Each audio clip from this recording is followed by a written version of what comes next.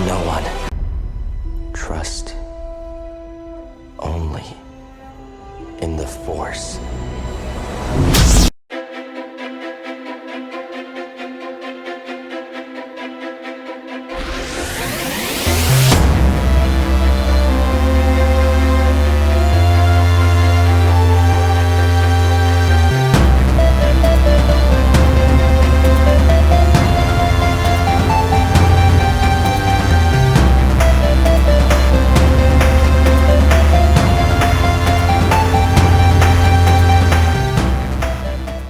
Welcome back to WD Magicast for the week of April 16th, 2023. This is episode 222. WD Magicast, the show about the mouse, the Marvels, the galaxy, and beyond. I'm your host, Matthew Gracon.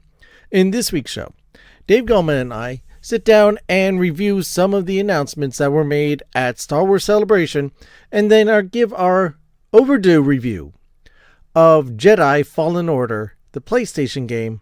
Actually, video game. It's on more than just the PlayStation, isn't it? The video game that's rocking the Star Wars nation and has a sequel coming out shortly. We'll be back after these words from our friends and sponsors.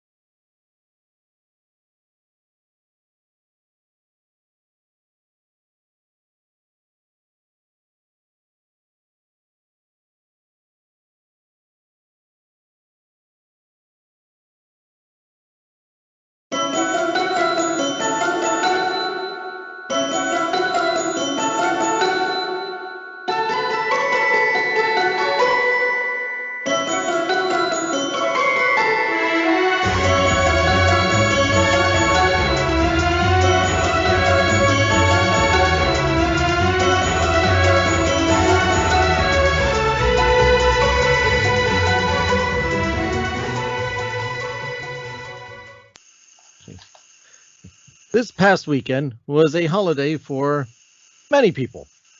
And if it wasn't a holiday, it was a special day for other people celebrating Star Wars. But it's not May the 4th. So why are we celebrating Star Wars? Because Star Wars Celebration was taking place in London. Yes.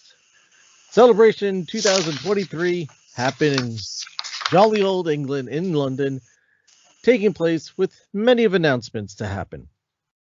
And because many other people have talked about it, we want to talk about it too. And since many other people have talked about it, we're also going to tell you about Jedi Fallen Order. And like a hidden Jedi himself, Dave Gallman is here to help us dissect the news. And since he's finally played the game after it came out 2 years ago, or maybe 3, I forget, to tell us his experience and thoughts on Fallen Order, and I'll put in my input too, because I have played it. So Dave, welcome back. How's everything? How's the beer? Thank you, Matthew. Thank you for having me. The beer is good, cold. Jedi Order, Fallen Order was fantastic, and we got some good news. No, spoiler, no. And we got some good info out of the convention, so we got a lot to talk about. Yes, let's start there. Okay. So,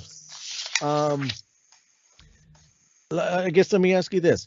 Mm-hmm. Out of the plethora of information that was gifted to us from the lovely people at Lucas, what's the one thing that hit you the most that you just go, all right? Of stuff that we didn't know that was coming out. Even if it did, it just, whatever. Well, the Ahsoka trailer, that obviously hit home because we got a little bit more detail of what was coming from that, or how it's going to look production-wise and whatnot. The Dave Filoni film was the big announcement that I was thankful for, because I'm pretty sure that we speculated on this show that it was all these like series that they have, Ahsoka, Mandalorian, it was all going to lead to one Mandoverse film anyway. And I guess this is, confirmation that that's going to happen. Right. So Those were the two big ones for me. Yeah, when I heard that Filoni was going to finally direct his own movie, like it's about time. Exactly. About time that Filoni gets gifted a movie. Mm-hmm. And, we get to see what he does. Now he's taking the baby steps. He went from, assisting in animation to directing and show running in animation to now getting live action. Now he's taking the big step into a full 2.5-hour movie. So, right. But you figure, he can do a 45-minute show or an hour-long show. So to do a movie, I mean, it's twice as long. It's not the same creature. You really can't compare them. But as I always say, in Filoni, we trust. Yes. The only thing is we have to be patient because from what I'm hearing, I think it's going to be a ways away because he has to, finish up The Mandalorian, finish up Ahsoka, to lead everything into this movie. So we're going to have to be patient for the movie. You know what I mean? Well, out of the 3 movies that they announced, none of them do we have a time frame for. A time frame, right? We know when they're going to be set. We just don't know, the release dates on them at all. I'm going to speculate, which I know is a dangerous thing, but I'm going to say that the one by Charmin, I don't know, never mind, Chinoy is going to be the first one out. And the only reason why I say that is because you already have a talent associated, being that Daisy Ridley is coming back, returning as Rey. And that's the one we also got really the most information out of. It was the most solid. So that's why I'm thinking that's going to be the first one out of the gate. That's greenlit. Yeah. Yeah. You already have talent associated. Yeah. Nothing else you did. Yeah, and apparently it's going to be her trying to rebuild the Jedi Order. So right. It could be interesting. Look, I was down on the sequel trilogy, but I'll give it a shot, man. We'll see what happens. Yeah, but we're already getting more information about the sequel trilogy as as things are moving along. So they're flushing that out, which I said someone might have said that might have happened. Mm-hmm. Yeah, I wonder who that was. And then we also have James Mangold, the director of the upcoming Indiana Jones film and the Dial of Destiny, which is going to be a quote-unquote biblical style of Star Wars about the early days of the Force, kind of how some of the first Force users came about and how it was discovered and the dark days. It was interesting because it says it's going to be depict upon like the first Jedi to ever wield the Force. So I mean, that cued my interest. So we'll see. It's early on any of that, but I like the direction that they're putting it. You kind of getting a smattering of everything, smattering of the series. You're getting a smattering of following up from the Skywalker films, and something completely different. Yeah, they're not all set in the same time zone. Time frame. We're got a beginning. We're one after the sequel, and we got the one that's kind of before the sequel. So we're which is good. Yeah, we got a lot of cool things going on here.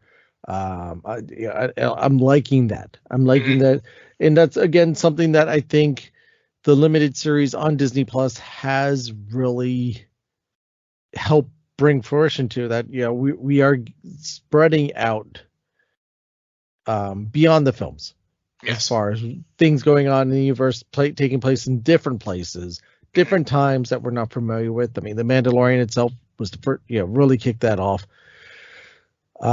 So naturally now it's progressing. Now that Star Wars has kind of had a resurgence and a renaissance, it's time to get back to the movies. Yeah, but and it's also smart that none of them they're not committing to not everything has to be a trilogy. So I mean, it's just release them, see how they do. If they warrant a sequel, then revisit that down the road. Just get that one impactful movie and let's go. So Focus on the one, not trying exactly. to spread it over 3. Right. Right. They're going at it in a smart direction here. Yes.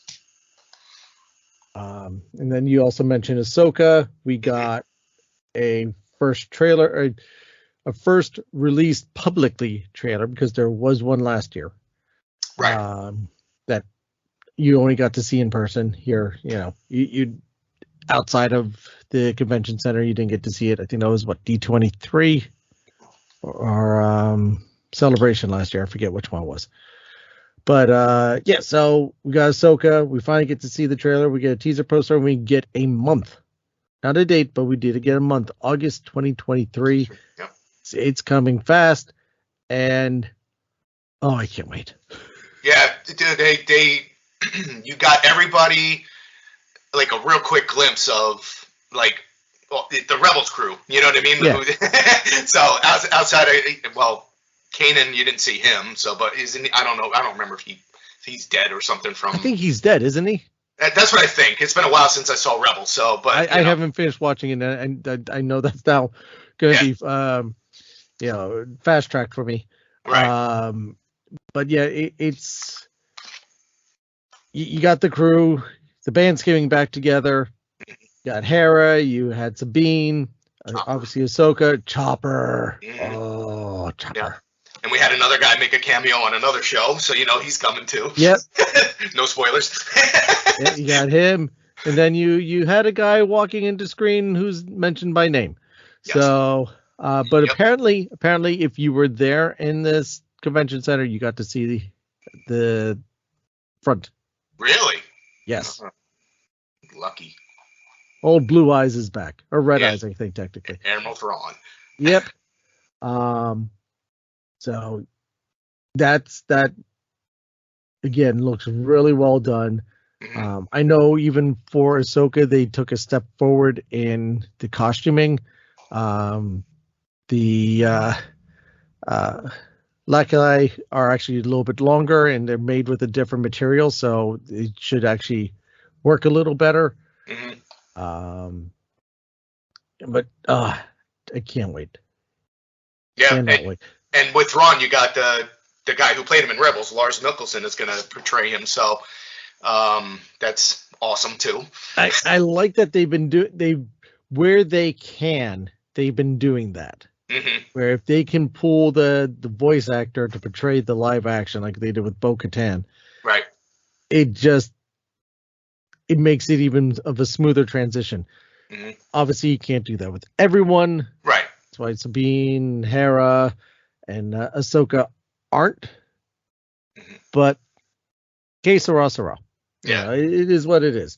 I don't think of those characters any less for that reason. Because, I mean, if anything, Rosario Dawson has proven that she can pull the character off. Yeah, 100%. There's so much promise to this, man. I hope it's good. I really do. Which is why I always go into it, especially whenever I get this excited for it, with kind of like bated breath a little bit. I tread lightly into it because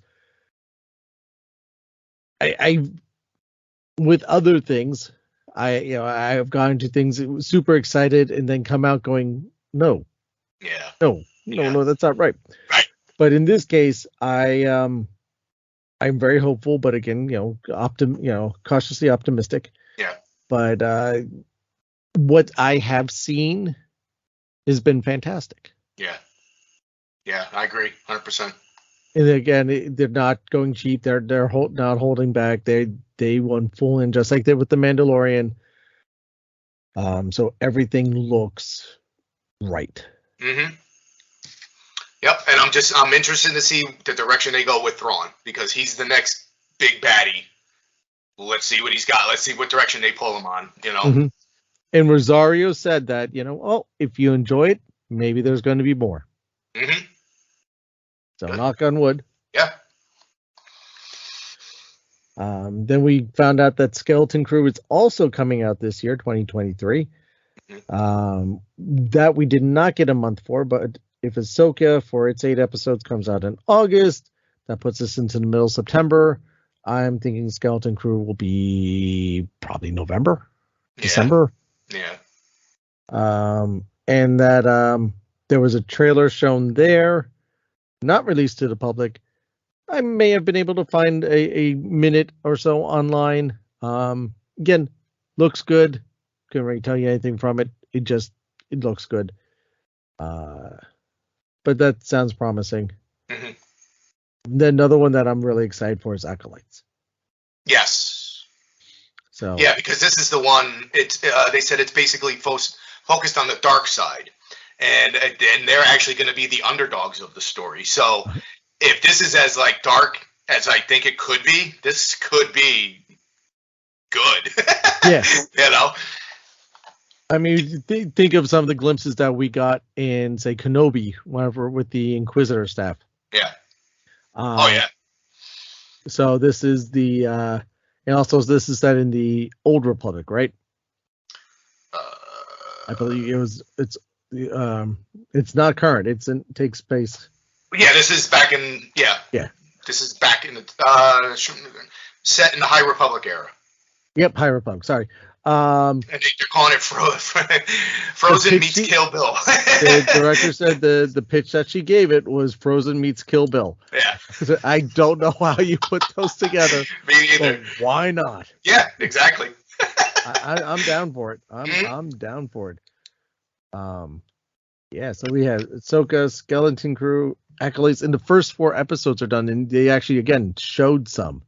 Really? And At the celebrations? Oh. Yeah. So and what I heard is that you get a lot of, almost like a kung fu style action fighting, and it's crazy. That would be the Kill Bill reference. You know what I mean? Yes. So okay, I'm okay with that. And a Wookiee Jedi. And a Wookiee Jedi. Yep, forget about that. Yes. First ever. Actually, no, not the first ever. Isn't that First what I ever saw? live action. First ever live action. That was it. Yes. Yes. Because we had one in Rebels, right? And Yeah. Because he also showed up in Bad Batch. She had that little guy. I can't remember his name right now. Yeah, I forgot his name, but yeah. So yeah, we got the first ever, but the first ever live action. So that's again cool, promising. Can't wait for that. So a lot of good stuff coming this year, within the next year. But again, no definitive time frame for Acolytes or Skeleton Crew other than the year that they will be coming out. Also, Andor season 2 is in production. They're expecting production to wrap up by August. So possibly next year. Yeah, 2024. I saw on that for Andor. So that's in action. That's going on. We found out that the last scene that they filmed of the series was the diving off at the jailbreak. Really? Yeah. If I heard that correctly. I'm interested in that one because there's a lot. He didn't meet K2 yet and all that. There's so much more that we got to learn about that. I know a lot of people probably didn't like it, the slow moving aspects of it, but we've talked about it, man. That was a good show. I'm looking forward to it. Yeah. Other things that we've talked about that were announced, season 2. This is on the animation side. Season 2 of Tales of the Jedi. Yes. Fantastic. Can't wait for that. Love season 1. Cannot wait to see where season 2 takes us. Yes. As well, I don't think there was a date on that other than it is in production and coming. Mm-hmm. Season 3, which will be the final season of Bad Batch, coming next year. Yes. Yes, 24. Mm-hmm. I'm guessing around the same time frame. Which makes sense for the pacing. Yes, they listened to me. I said 3 and final. End it, and they listened to me. But if you think of the pacing of how they did at least the first 2 seasons, right? It actually makes sense that this would be 3 and done. It is a grand overall arc. Right. Now I get it. Yeah. So we got that coming out. Yeah, I'm going to miss them, but I'm glad to get one more dance with them. Right. Exactly. Star Wars Vision Hmm. coming out. We got the trailer for it. Season 2 will be coming out May the 4th this year, so just a couple weeks away. Hmm. Could be some cool stuff in that too. Yeah, I you know what? I watched some of the first season. I don't believe I finished watching all of them. I'm in the same boat. I might have saw about 3 or 4 of them, and then Yeah. I have to get back to that. yeah, because from what I've seen of the 3 or 4, I enjoyed them. It was just I enjoyed most of them. Like there was one or two that I didn't do anything for me, mhm. but some of them I absolutely really enjoyed. Yeah. Then you got some parks news. New locations coming to Star Tours. They did not mention where, but they kind of implied that it was. We haven't seen all the places yet in person. Us, the viewers, haven't been introduced to all these places yet, so that is why we haven't. Mhm.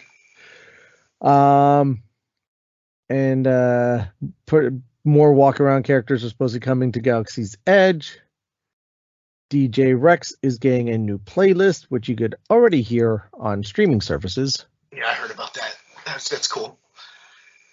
And then, and here comes the transition. The final trailer for Jedi Survivor Jedi Survivor, yes. was shown. Monahan was there in person, threw a poncho into the crowd, took a selfie with them. Cameron Monahan. So it looks great, looks absolutely beautiful, and I already have my copy on order, and So do I. yeah. But like you can see, it's not a spoiler because it's out there. It's in the trailer. Yeah. You can see you're gonna fight a Rancor, which I'm on board for. They had the droidicas. You know what I mean? Like he went up to attack those, so that's in there. Yeah. So there's some eye candy in that trailer, and it looks as gritty and kind of dark. The first one was. This looks like it goes to the next level. Yeah, yeah. And speaking of the first one, so the first one being Jedi Fallen Order, released by EA, who has a track record of making wonderful games. What was the release date on this? I forget now.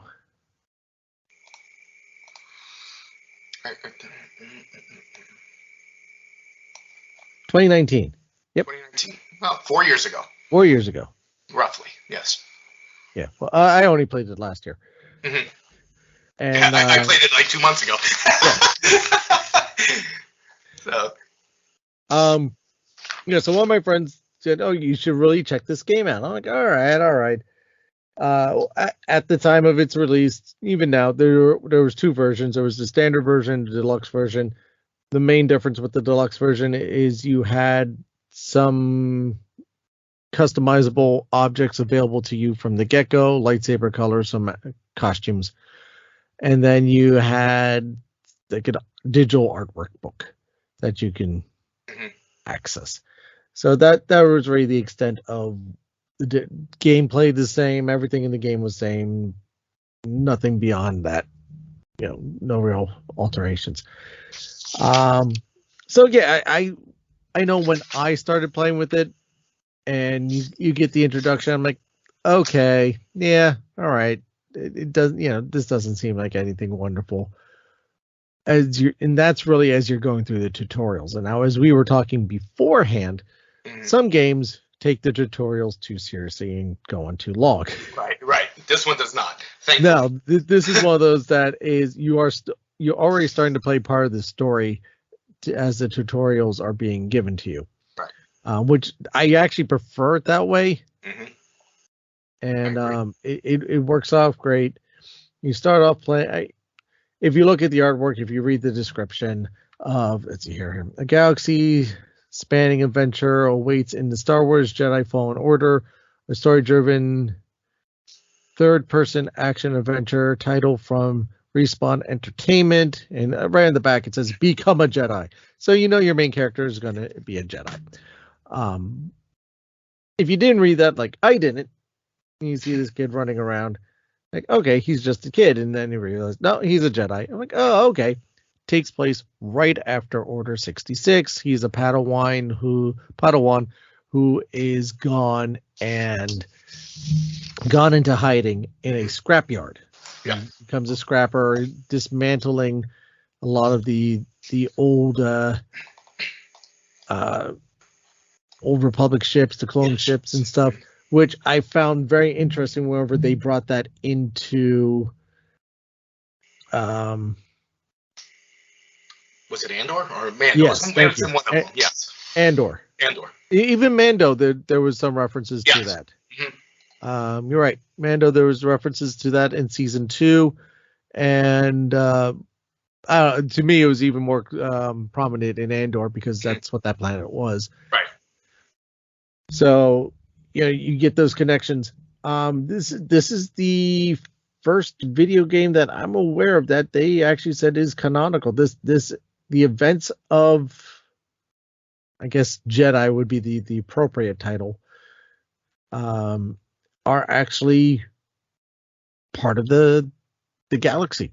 Mm-hmm. We've had the droid that is your buddy in this, BD-1, show up in Book of Boba Fett.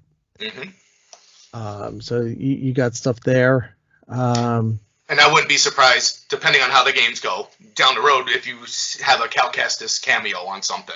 I don't know where he would come in, but I wouldn't be surprised if you saw him pop up. No, we've been waiting for that. His lightsaber was available, or may still be available at Galaxy's Edge to purchase as a legacy lightsaber. It was one of the ones I didn't hold, but I was looking at it through the case when I was down there in November. Looks really cool, and it's one of the ones that if you buy 2, you can make it into a double saber. Well, yeah, that's what I was going to ask you. Was it a single blade, or was it, like the Darth Maul double blade? Well, just like you said, just like Darth Maul, because you have to buy them separately.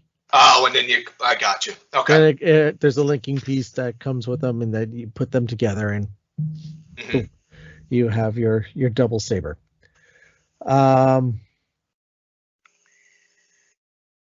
But yeah, it's but you also got the Inquisitors in this game, and so you get stories from some of the Inquisitors that you don't get from the in any of the series. Mm-hmm. So that's a nice addition. I think they're all sisters, right? I don't think any of the Brotherhood. There was no, it was a second sister and a ninth sister. I think that there was only the 2, and then because you had the right. Marin was the where are my notes? I'm drawing a blank here. Marin. She was because they're all sisters. No, the Night Sister. There you go. Yeah, Night Sister. She wasn't a part of them. Too many characters in the game. No. Yeah, the Ninth Sister and a Night Sister. 81.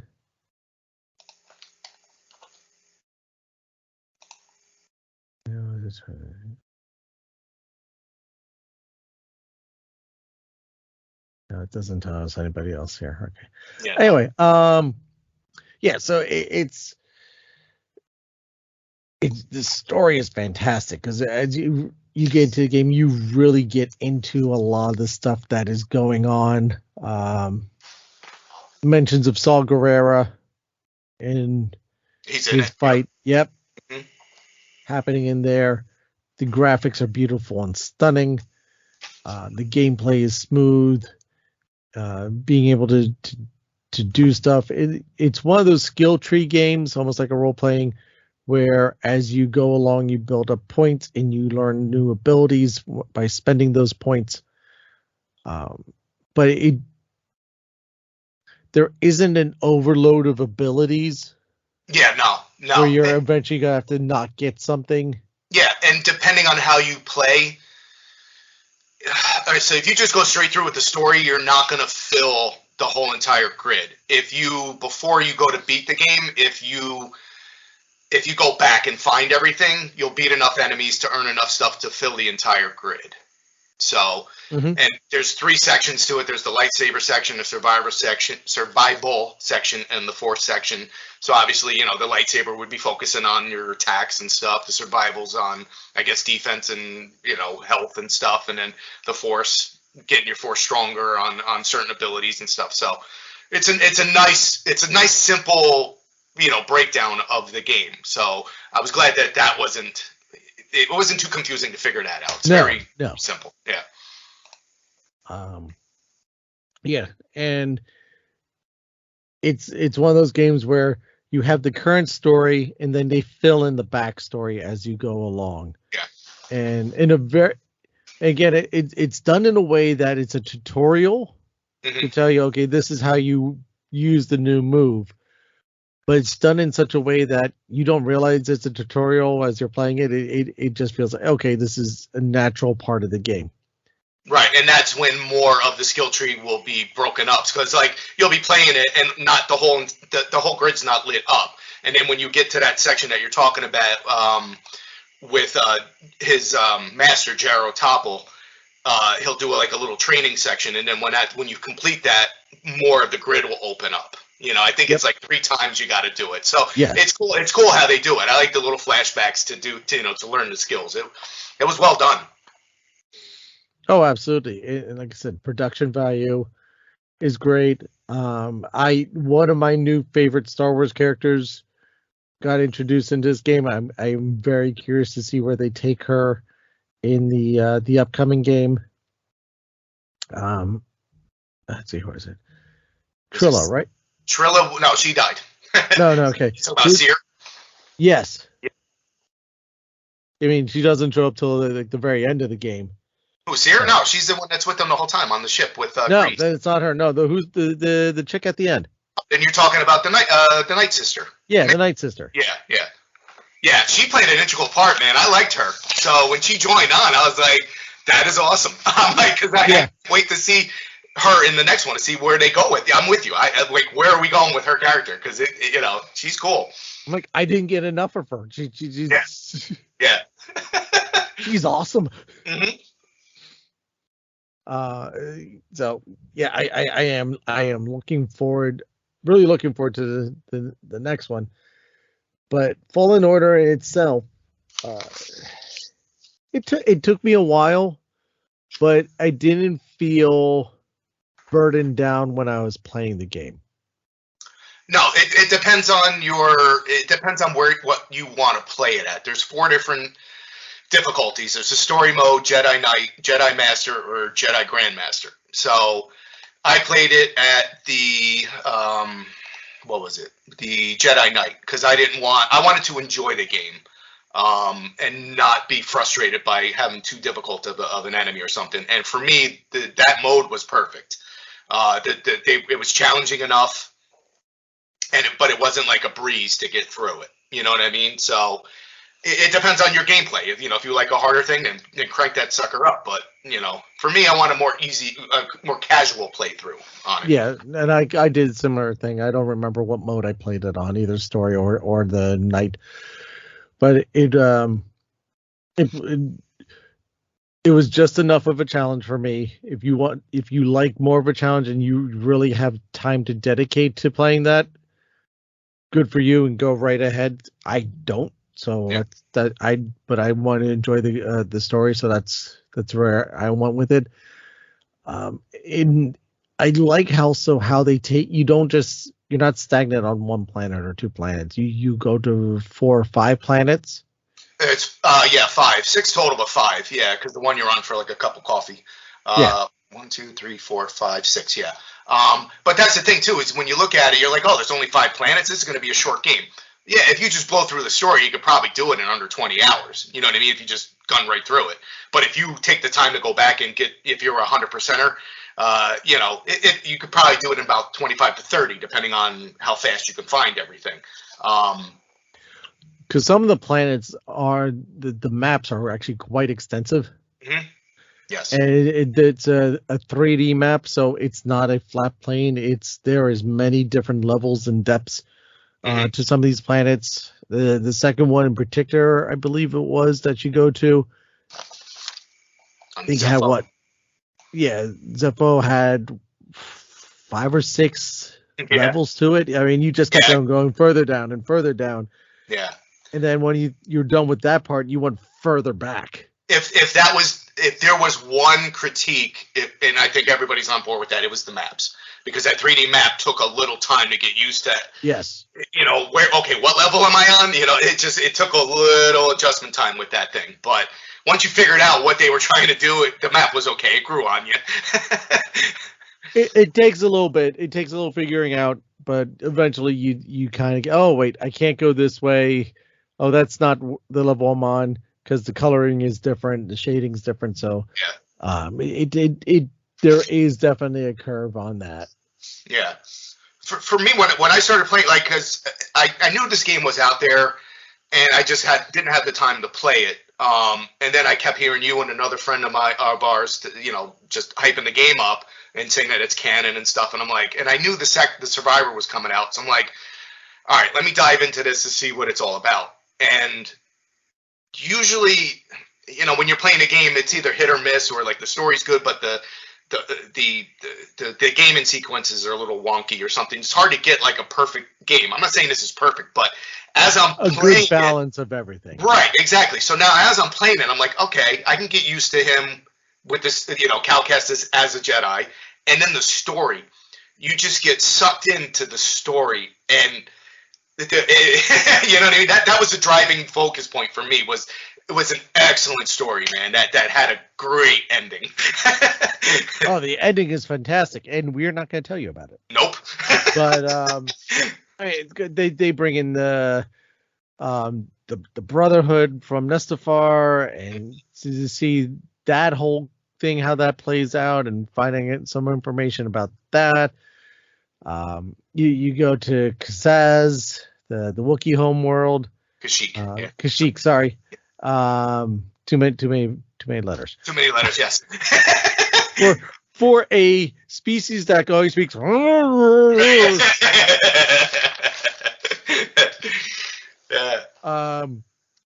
So you get the jungles of there and kind of what's going on.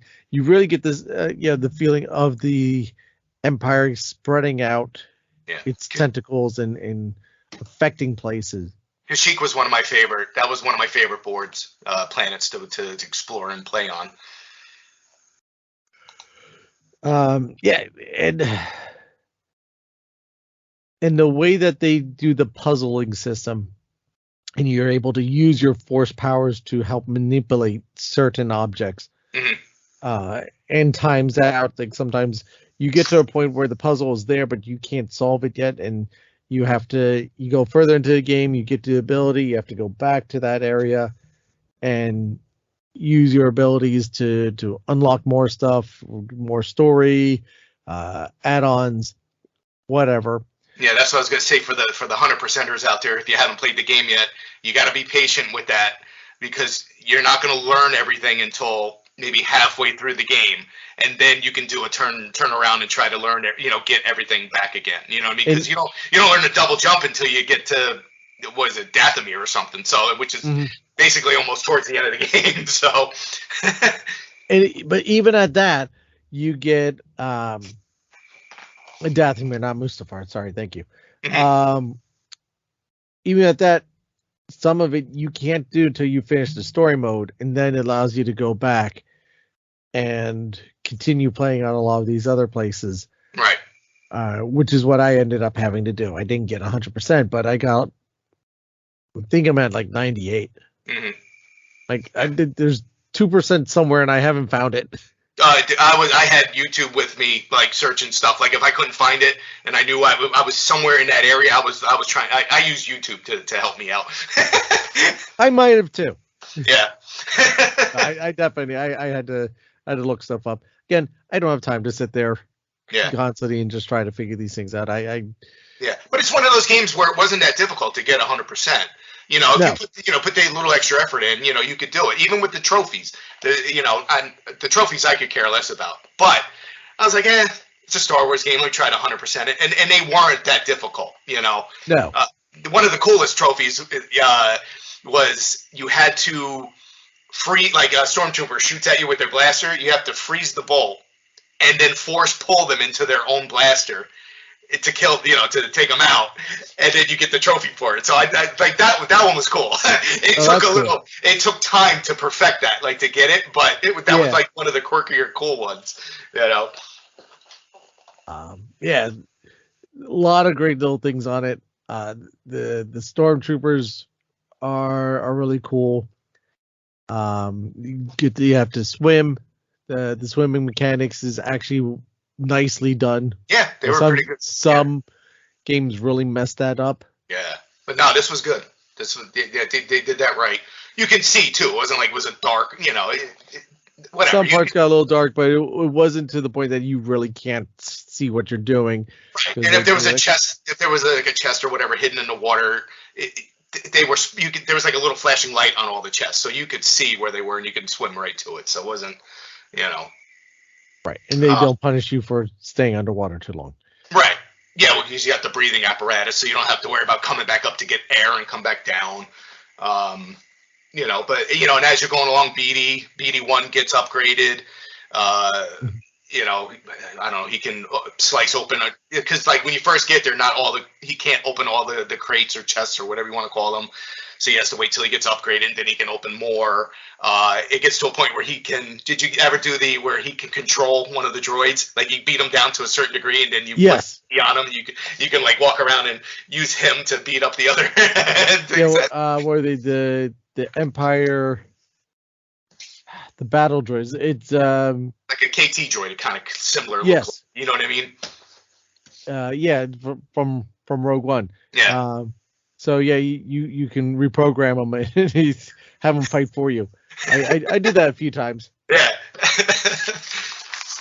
So that was cool. But my single favorite part of the game, and I texted you when it happened, and this is where you met Saw Gerrera, which I thought was funny. When you took control, you climbed the AT-AT, you took control of it, and you're clunking around in the AT-AT, just blowing things up. You know, it was so cool. And then all of a sudden, Saw Gerrera comes popping on your screen. Hey, who are you? Really? That's a weird way to meet Saw, but whatever. And then, you know, even like it, obviously, you know, when you're going along, you get taken out and you fall down and crash to the ground. You felt like as you're falling down and you crash your head, you felt like you were falling with them. Right. See BD go flying, you see him go rolling. So it's very intense, man. It's really, really well done. Yeah, as someone said, the graphics on it are unreal. Yes, because it does use the Unreal Engine. So, but no, it was a pleasant surprise. I'm glad I finally got to play that, and I just hope that Survivor is along the same lines of this one, man. Yeah, cautiously optimistic. Mm-hmm. They actually do have a book coming out as well, by one of our favorite Star Wars authors. She's also a game programmer and stuff, so she was able to do the transition from it. Well, I apologize, I didn't write down her name. Mm-hmm. But she did spend a lot of time, and she played the game Fallen Order first and absolutely fell in love with it. And they reached out to her and said, "Hey, how would you like to write a book in this universe?" She said, "Absolutely." It's got so it's kind of that missing link that between Fallen Order and Survivor, what's going on. So they are fleshing out this world even more, which is fantastic. I am so looking forward to what happens next. I'm a little upset because I know the band doesn't stay together in this. Things do happen, certain stuff happens. But I think they're all in it because from the trailer you see them all, but I don't think you're traveling all together. like you No, did. stuff does happen. Yeah. And people go different directions and whatnot. But Mhm. so supposedly there's one character you don't see in the trailer. That's gonna. We've seen the Night Sister. You see Cal. You see BD. You see Seer, and you see what's his face? Grease, whatever his name is. So, and what's her face is dead. So I don't know who I'm missing, but I'm just saying what I heard. what you heard? Okay. Yeah. Well, we'll have to play it and find out. We will. We will. But there was like one last like little cool moment that I had was sorry if I'm rambling on and on about it, but it was just awesome. The one flashback scene that they had with his master Taro and Cal, when the young Cal and him, Yeah. and they were getting ready to do the training section, and then you see the clone behind him, like pop up the screen, and you see the Emperor pop up, execute order 66. Oh yes. You know what I mean? And then there's this like dual escape scene going on. You know what I mean? You're Cal running away, but his master catches up with him every so often to get out into the escape pod. Such a cool scene, man. Yes, that was awesome. Yeah. See, I was thinking the first flashback where you're on the train. Yes. Mm-hmm. And then all of a sudden something doesn't seem right in the train. You see somebody and you start following them, and you get to a point where you're at a door and the door won't open, and you turn around and you're on, I guess it was the Death Star or something like that. It's one of the Imperial place. Mm-hmm. And because it's got the Imperial architecture structures, and then you start walking through that, and you're running to the troopers. And it was so well done in the way that it worked. I'm like, why can't I open this door? Why can't I open this door? And I turn around, I'm like, oh, I'm not. Yeah. And the one last, like, when you beat the game, if you go back in, you cannot replay the last board. But you're free to explore the planets, but that last section you cannot play again. Right. So you have to start the new game plus to play it through at if you at the same level or at something else in order to play through it to get to that final board again. So that's like a little, forewarning. You're gonna have to go through the whole thing again if you want to play that last section, or if you don't want to play it, just watch it on YouTube. Yeah. And the last section was really cool, and the fact that we got to see it in one of the Disney Plus series, and I won't say which one to give things away, made it, again, really cool. Yeah. Again, we're not going to go into it, but it was what happened was unexpected, because you're going along in the game not thinking about that. You know what I mean? And then all of a sudden, boom, you're like, whoa, awesome. Where did it? What? No, but this game just took a turn. Yes. As if this game wasn't awesome enough. Yeah. Oh wow, you really get tied up into the story of these characters. They are very relatable. Yes. Very well drawn out. Particularly the side characters, some of them not as much as you maybe want, but they're still really good, nice characters with some nice story depth to them. No one has a fantastic story. Oh well, I just showed up one day and I happen to have a spaceship and everything's happy. Right. You get the weight of it, and again, it's Star Wars because one of the main themes of this is found family. Mm-hmm. Yeah, but even Seer had a good story arc of what she went through. Yeah. There was multiple storylines that you could follow, and all these guys, like, there was plenty of characters in it, but it was simple enough to follow through. They all had a great conjoining arc, and they knocked it out of the park with this. That's why, like, when you say it's canon or they're pushing it for canon, I can see why, because it was so well done. Why not leave it as canon? Right. And like, she was one of the characters that I thought she was cool at first. Then I didn't trust her so much. Then I didn't like her, and then okay, she's pretty cool. So you kind of get the back and forth on her. Yeah. So in the like we said, the Night Sisters story is absolutely fantastic in my mind. Like I said, that storyline's still wide open. Yeah. So. And the Inquisitor and her story, and you get most of her story. You pretty much get everything, like how she started off, how she got to where she was, and in the progression of everything. So you really get a good sense of who she is as a adversary, which it's always great whenever you understand and you understand the adversary. They're not just a adversary to have an antagonist, right? You know, that there is a story behind it. There's a reason. There's a logic. There's why is this happening, and it is spelled out for you. So, and the lightsaber usage is great. You start off with a single blade. You eventually upgrade to a double blade. Yep. Eventually upgrade to, you can even go double lightsaber. Yeah, the split blade. Yep. And so you can choose your fancy. Absolutely, 100%.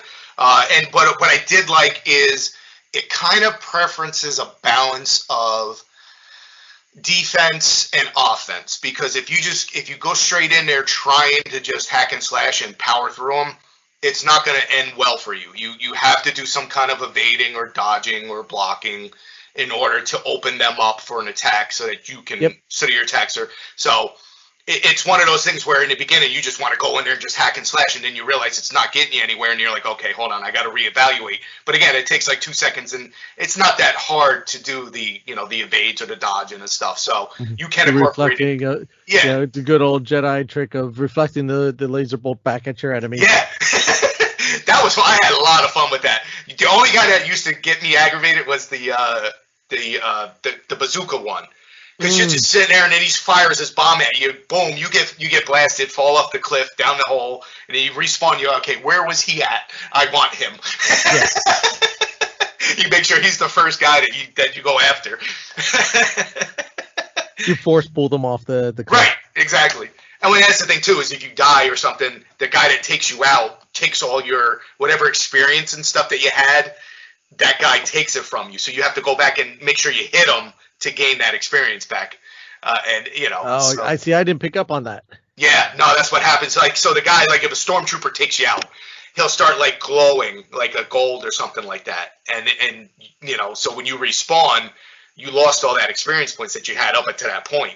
So you go up to him, you whack him, boom, you'll get it all back. But you gotta make sure you hit that guy, or you lose all of it. Why didn't I never noticed that? Yeah. But then you also got the monsters too. Yeah. Yeah. You got a lot of variety of things. Enemies. Yeah, that pop out of nowhere. There's little mini bosses that pop up out of the blue and whoop you. That was one thing. I correct me if I'm wrong. I don't think there was the little it was a side quest where you could rescue one of those little furry animals on the first planet. Okay. And bring them on the ship. And occasionally you'd see that character pop up, but I don't think we ever finished out, and you never got anywhere with that. Little furry animal. I'm trying to think. I don't know, because that first planet was Beatty. You went out there, you rescued Beatty, you brought him back, and then he follows you throughout the thing. But there was like seeds. It's different. There were seeds that you can get and build in the. The seed thing again as well. That's like a weird side quest that doesn't go anywhere other than I guess part of your 100%. It gives you a trophy. Yeah. Yeah. For that. Yeah. But it was like I said, I forget their name. But on that first planet, as you're walking along, those little things that pop out of the holes and scurry across, you can rescue one of them, and they end up on your ship. Do they really? Yes. I never saw that one. I'm going back in to play it now. If you go, when you got off the ship, and there's that little, there was a pathway that I think it was like to the right or something that goes down spiraling.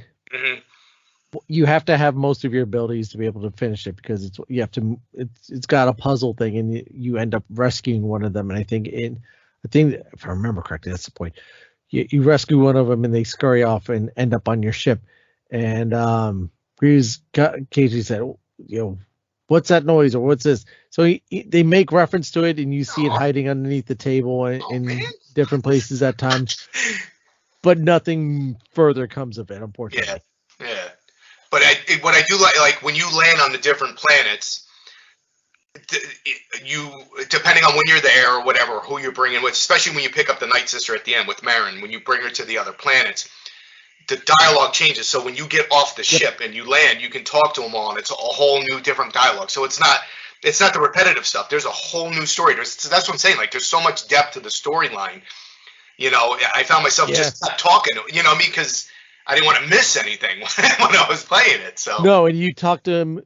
You'd have to talk to him multiple times to get the full. Right, to get the full story or whatever. You get the whole, get everything. So you can either bypass that and miss out on the story, or you sit there, talk to him, you get one little bit, and then you talk to him, you get a little bit more, and then you talk to him the third time, and they tell you to go away. Yeah, I'm busy, Cal. So, but yeah, no, it's for a simple game, it's very in depth, Yes. So I guess that brings us to, how would you rate it out of 10? This is high, because how much can I give it? A 9.75, only because of the map. I'll take a quarter of a point off for the map. Because everything else was good, man. I can't. It's hard to nitpick anything. The camera was good. The gameplay was good. The story was awesome. So it's really nothing. Trolls were good. Yeah, exactly. So there's hardly anything you could take from it. I'm not going to match you this time. Uh-oh. You give it a full 10? I'm giving it the full 10. I cannot. I mean, even with the map being tricky at times, I was able to figure it out. Yeah. It's not like some of those games where the map just becomes completely useless. Right. And yeah, I love it. Yeah. I was it kind of brought me back into wanting to play games again. Mm-hmm. So I've played other Star Wars games in the past, and a lot of them I didn't care for. Exactly. Except for Shadows of the Empire. Mm-hmm. That's the only other Star Wars game that I really enjoyed. Lego one, okay, and those are cute and stuff. Yeah, but this one, just kind of gave me more gave me confidence again and enjoyment in playing a game with a good story, not overly complicated in anything. A lot of fun, different ways. You could tell that the programmers had fun. It's like, okay, how can we switch this up? How can we do this differently? How can we change that up? The different mechanics and how things work. You get on ice, you're slipping and sliding. Yeah. Climbing things, swimming in the water. That took some getting used to. I don't know how many times, if you would jump as you're sliding and you hit the roof or something, then you fall in the crevice and you got to re-slide again. Like, no, I thought I lined it up. You go sliding off the side. And, whoop, there I go again. Or you didn't realize that you're walking by and you went to go somewhere and you end up sliding down. You always, now I have to take the elevator all the way back up. Yep, exactly. But no, I'm with you on that, because games, it's hard to give. I'm with you too, because it's like, as I've gotten older, playing games isn't really on the priority list and stuff. But playing this, not allowed to be, no. Yeah, exactly. but playing this brought like the little kid out in me again. It brought that life back, and I'm like, this is what video gaming should be. And I'm like, it was so good. And it's hard to give that perfect 10 rating to some things, but this one is, if it's gonna get one, this is it. It's right. It's enjoyable. Yeah. And it's family friendly. Mm-hmm. Absolutely. And the skill sets, like, when you're battling the enemies, he's not always fighting them the same way. So you get multiple maneuvers of his by just pressing the same buttons. Yeah. And he will, how he takes out different characters. And you're just going, wow, that was cool. How he just like, flips a guy up and then slashes him. And did you ever force pull a stormtrooper to you and run him in? Yes. First time I realized I could do that, I was like, nice. I think I've done that several times. Yeah. Remind me of the Mortal Kombat days. Come here. Yeah, exactly. Get over here. But not as bloody. Or he rolls over the guy's back and then smacks him with the lightsaber. Yeah. So you're not getting the same, animatronic or whatever it is, the same cartoon animation all the time. It is a parry takeout move. So yeah, it's so nicely done that way. Mm-hmm. And like I said, and they expand on stories, and then these are worlds that either you've seen glimpses of in the other shows, you've read them in books, or you knew about them, and then you get to actually see them. Some planets are new altogether, and then you go to some planets that you've known about, and now you really get to explore it a little more. Mm-hmm. You're not limited to what the director's showing to you in a movie. You can look around, look up, look down, walk in different places, and really get a better appreciation of the planet. Mm-hmm. So yeah, I have a lot of trouble finding any fault, and not saying it is perfect, but whenever you take the metrics and you measure this out with gameplay, camera angle, enjoyability, story, graphics, character development, characters, skill tree, development of the characters. This really has all of those elements in a nice balance and a nicely put and done. Mm-hmm. Yeah, and Cal was for the main character, the main Jedi, he was a likable character. You could get behind him, because he's your main guy, so he's gotta pull the show, man, or your game's gonna go in the toilet. But no, he pulled it off. Great character. I would not mind seeing him in I want him to show up somewhere. Yes. Outside of the game. I would say who could play him, and our friend goes, oh no, you just have Cameron Monaghan play him. I kept on thinking of Moynihan from Lord of the Rings. Well, didn't his character isn't it like done off of like the actor that actually plays him? Yes. That's right. Because if you look at the actor, it's him. Oh yeah, man! Just give him a little beard. Put him on like in I don't know, the Mandalorian in the cantina on the side or something, just hiding in the cloak. That's good for me. I almost expected him to show up in Kenobi. Yeah, he's in that time zone. Oh, and we forgot, like when you get the holocron, when it pops open and you get Obi-Wan Kenobi, he's like, he says exactly what's on the holocron from Galaxy's Edge. Yes, that is awesome. So they even tie in the parks in the game. Well, 19. This is right before the parks opened, so they were in development. Well, I guess this stuff was in development around the same time. Right. But it's just there's so much connective tissue that just works out brilliantly, and it doesn't go to waste. No. It is done with love. It is done with compassion. It is done with attention to detail, and not saying, okay, we understand this is Star Wars, but it's going to be our Star Wars. Yes. We're going to tell things how we want to tell it, not Yeah. This is done in conjunction with Lucasfilm and Respawn and EA, who did a lot of right to the fans. Yeah. I was gonna say if the writers of this game are given, they sign them up, man. Give them the rights to a movie. I would be 100% behind them. So yeah. So anything else you have to say about the game? If you haven't played it, go out and get it and play it because it's phenomenal. Anything in particular you're looking forward to that you know of the upcoming game? Of Jedi Survivor? Yeah.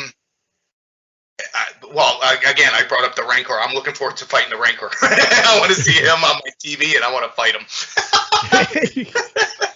But no, I want to see how they I'm interested. I know, because I've seen from other trailers too, they change up the skill tree a little bit differently.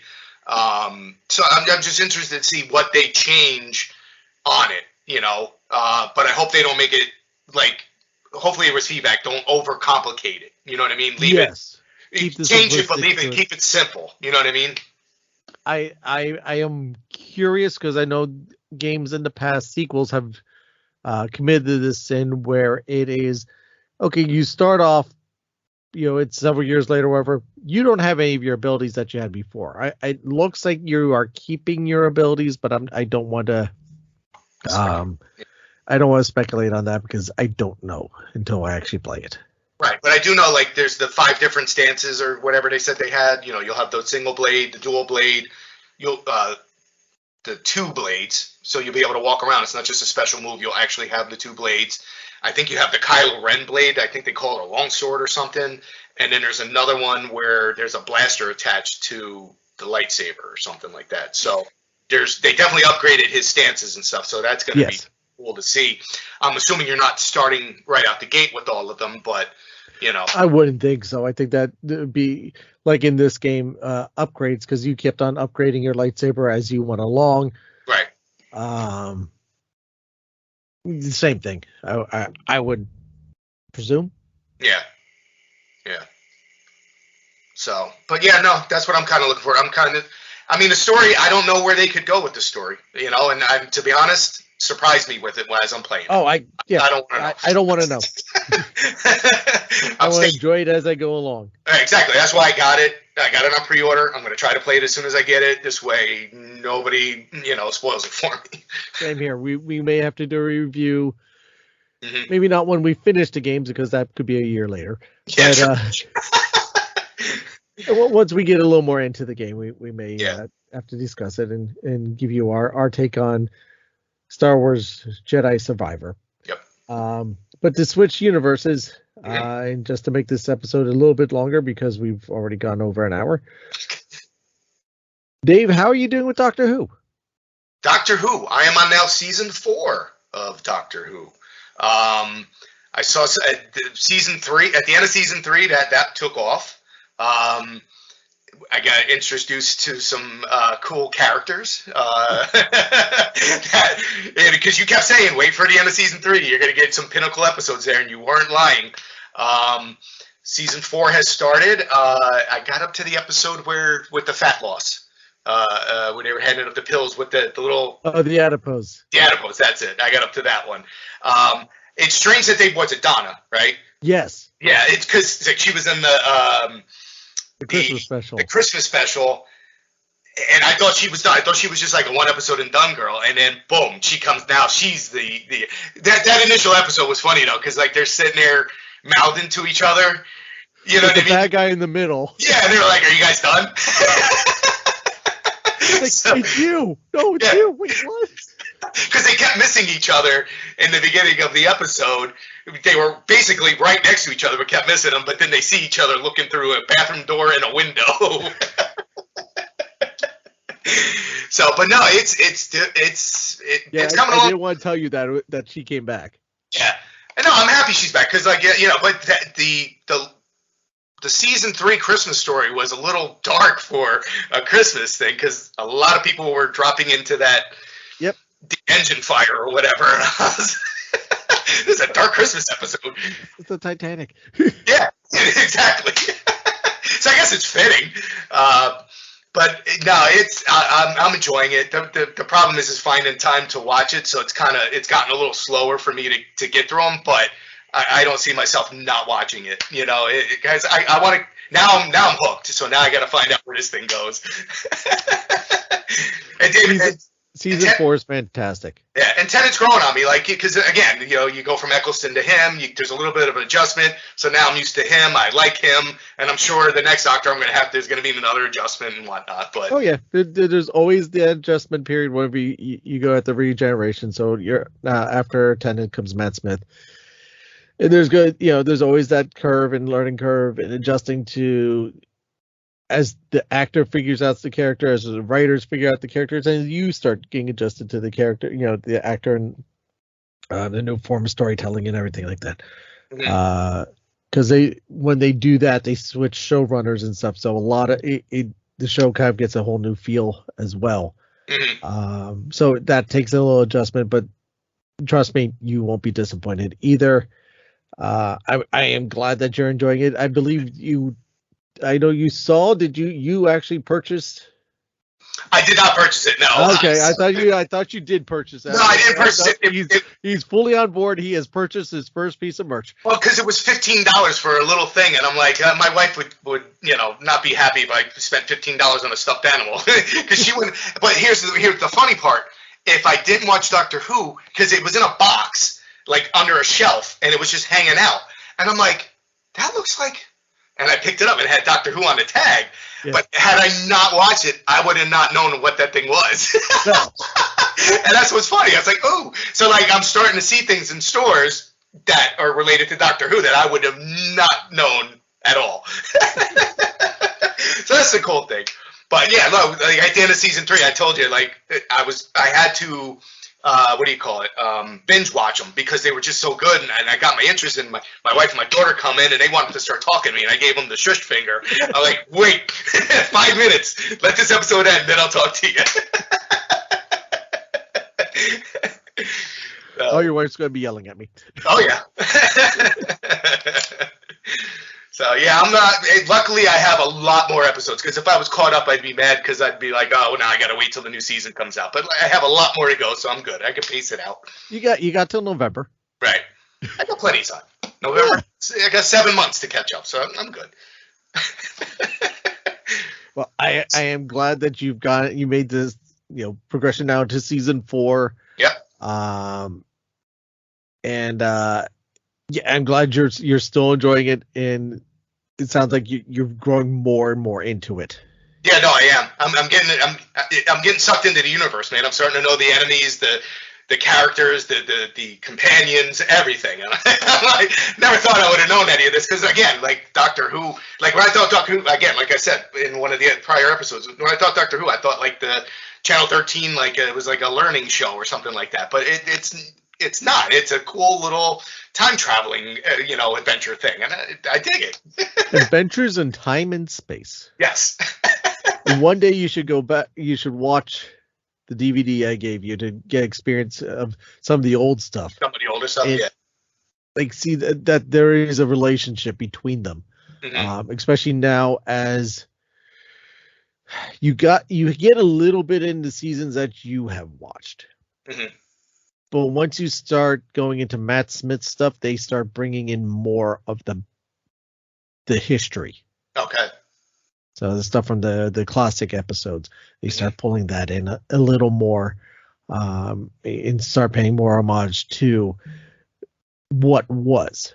Mm-hmm. So people like me who grew up, myself and Ken Deep and all those, Louis Trapani, everybody else who has grown up watching it on PBS in the past, and watched the old stuff with Tom Baker and Peter Davison and Patrick Troughton, John Pertwee, William Hartnell, Colin Baker, Sylvester McCoy. I think I got everybody.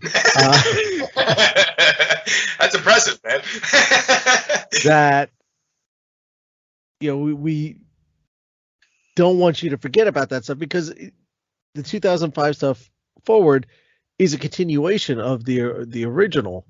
Right, so you'll get the connection if they make any reference to that older stuff. You'll get the connection to it, whereas a newbie like me won't it won't hit. Like I won't go, oh, that's from that. You know what I mean? Right. Like when K9 showed up with Sarah Jane Smith in the one season 2 episode. Right. School something, I think it was. You haven't watched the other stuff, you're like, who is this woman? I mean, they introduce her, they kind of give you a quick synopsis of, oh, this is and that is. Yeah. But for me, who grew up watching Sarah Jane Smith and K9 and Tom Baker, running around in the TARDIS saving the galaxy, it becomes so much more. It's like they're back. There's that connective tissue. There is, growing up, I loved K9. A robotic dog that shoots lasers. Yeah. No, he was cool. I liked him, and I didn't see any of the previous stuff, obviously. But I think I remember asking you about the girl though, because I was like, "Is she from like the previous stuff?" And you were like, "Yeah," you know what I mean. So I'm glad you know all this stuff because I can bounce stuff off of you to help me clear up some of the stuff that I might have missed or something. Or I didn't catch up on. She started with the Third Doctor in an episode called the Time Warrior, which is, I think, also the first Sontaran times that the Sontarans showed up, where they travel back to medieval time, and there's a Sontaran trying to take over medieval England. So, and then she stuck around. That was the last season for John Pertwee. Bring in Tom Baker. She's with the first couple seasons with Tom Baker. She sticks around for quite a while, and then leaves in an episode, Hand of Fear, I believe it is, which is an okay episode. But yeah, so she stayed around for a while. She was like the it girl for a bit, kind of like Rose. Yeah. For that time, again, there wasn't the relationship stuff going on. They tried to write that in that she actually did have it. No. Speaking of Rose, she popped up again. She did a little, like, I don't know if it was the Christmas episode or the season 4 first episode. She was there because I remember you saying she comes up. She was sitting there, she was looking, and then she turned around and walked away. So I don't know why she was there, but she was there. It was Rose. You look confused, but she was there. You're not done seeing Billy Piper. Okay, all right. Let's leave it at that. You're not done with Billy Piper. Okay. So, but when you get to the episode of The Doctor's Daughter, let me know, because I have to tell you something really interesting about that. That's season 4? That is season 4. Okay, I'll get there. I'm getting there. I know you will. And just like this episode will eventually end, you will get to the end of the. That's all good, man. All right. Well, Dave, thank you again. Yes. And we'll be talking soon. Make sure to stick around for next week's episode, which may be a little special. And then we'll leave it at that. Sounds good. Thanks, Matt. Thanks for having me. You're welcome. All right, bud. Thank you.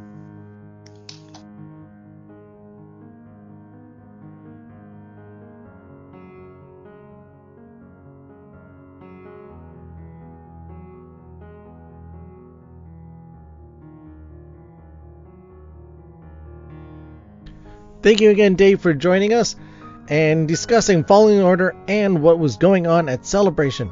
A lot of great stuff, a lot of interesting things. I do speak for a living. Going on there, what did you think? What was your favorite announcement? And have you played Jedi Fallen Order? Let us know. Join the conversation on Facebook, facebook.com/WDMagicCast. Instagram, TikTok, Twitter, we are all at WD Magiccast. We have our Facebook group, which is slowly coming along, which is facebook.com/group/WD Magiccast. Make sure to subscribe to our YouTube channel, where you can find the audio version and some other treats that I have posted up there. That's at WD Magiccast as well. Leave us a voice message. Be heard on the show. You can do this through the Anchor app or Anchor.fm website, or record your own message on your smart device, your phone, your tablet, your computer, and send it electronically, email, to email at wdmagiccast.com. You could also send any questions or suggestions you may have to the show to that email address as well. Links to all these are in the show notes and on our website, which is wdmagiccast.com. I want to thank you for your time. I know how little time we all have these days and how much craziness is going on. I want to thank you so much for spending some of that time with us. We really, truly cannot thank you enough. This show is because of you that we do this. Please, if you can, share it out on social networks, share a link to the show, let them know that we're listening, that you're listening to it and what's going on. Also, leave us a review on Apple Podcasts, Spotify. We have all 5-star reviews on there at the moment, but we need more. Keep them coming, please. The more reviews we have, the better. They will help promote the show, and that just helps the show grow and just keeps things going on. Let your Disney friends know about the show as well. Again, by posting online, telling them in person.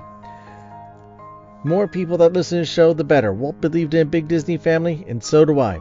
Don't forget to subscribe to the show while you're at it. This way you always know when new episodes are posted. And while you're at it, consider becoming a premium subscriber. Really help the show out. You can do this over at anchor.fm/WDMagicCast/support. You can also check out our merchandise shop. Get yourself some cool WD Magic Cast stuff. Really help the show out this way. And you get some cool clothing in the meantime. You can find the links to all these in the show notes as well and on the website, because remember, this show is brought to you by listeners like you. Whatever you're facing out there, whatever troubles are bothering you, never give up. Be your own hero. Look deep within yourself and realize that there's a light, that there's goodness, that you are worth it.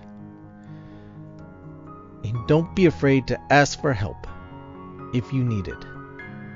It may come from the strangest place, it may come from a stranger, or from the most unlikely source. But help will be there for you. Never give up, never give in. And let your light shine for the world to see. Now I'd like to end this week's show with a quote from Walt Disney himself. All of our inventions for mass communications, pictures still speak the most universal, understood language. And that's from Walt Disney. Thank you again for listening, everyone, and I'll see you next time.